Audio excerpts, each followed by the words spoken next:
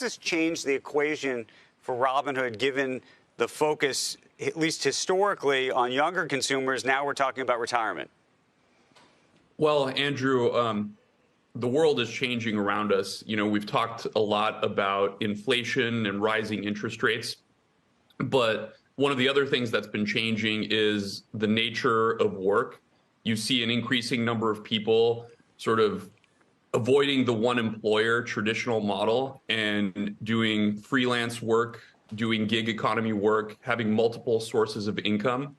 And with this product, we're excited to offer a retirement account that's specifically geared towards the needs of these customers. So as you mentioned earlier, it's the first and only IRA that offers a match. And with the nature of work changing, the traditional kind of employer as a safety net model is evaporating a little bit too.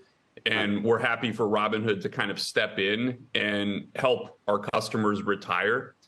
And even though, you know, there might be less interest in investing than there was in 2020 and 2021, interest among retirement, particularly among Gen Z and younger people, is really high. And you have each successive generation of consumers interested in retirement at an earlier stage. Right. So how much do you see this, Vlad, though, as how much do you see this as something for your current consumer set, and how much of this is about attracting a new consumer base? I think it's a little bit of both. Certainly, when we talk to our current consumers, we have a lot of them that are interested in retirement. It is one of the most frequent asks that we get from our brokerage customers. Some of them have retirement accounts elsewhere.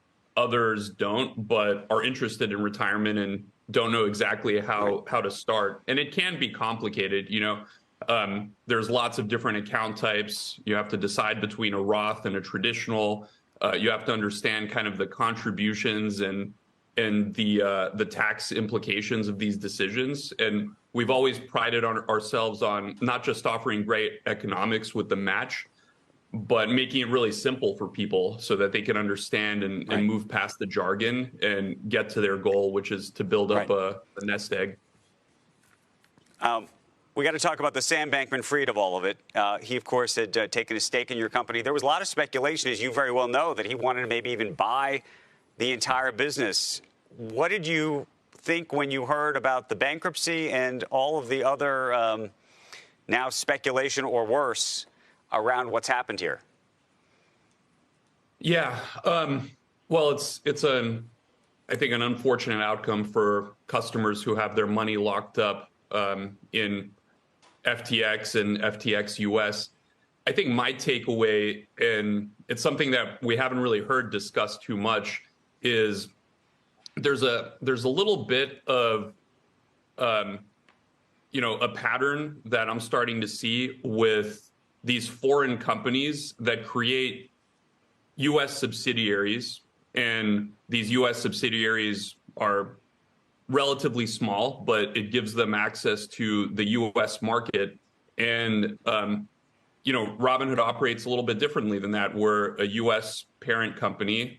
We obviously have regulated businesses here, but I think companies have been using kind of these foreign home bases, whether they be in the Caribbean, in the case of FTX, or, you know, you've got companies in China, and they haven't been sort of scrutinized to the same degree. And I think that's something that regulators should take a look at and make sure that, you know, the scrutiny is the same, if not higher, if you're offshore and operating a business that has subsidiaries that serve American customers.